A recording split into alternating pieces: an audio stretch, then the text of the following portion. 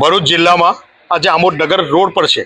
આમોદ નગરના લોકો સાથે આજે મામલતદાર ઓફિસે અમે રજૂઆત કરી છે, અમારું આવેદન પાઠવેલું છે.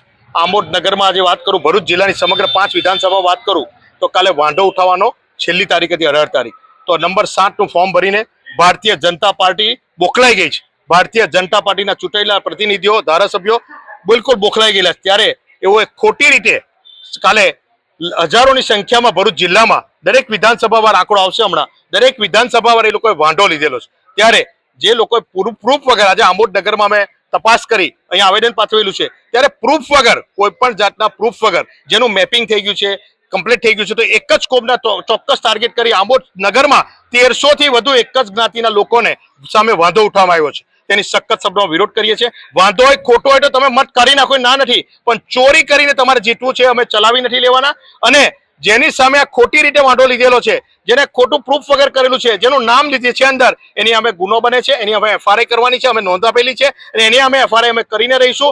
ખોટી રીતે સુપ્રીમ કોર્ટ સુધી લડીશું, કોઈ સંજોગોમાં એક પણ મત નહીં કરવા નહીં દે. જે અધિકારી ભારતીય જનતા પાર્ટીના ઈશારે કામ કરે છે એ ચમરબંધી હશે, એને પણ અમે છોડવાના નથી. વાંધો ઉઠાવનાર કોણ છે એની અમે યાદી બૂથ વાઇઝ માગી છે.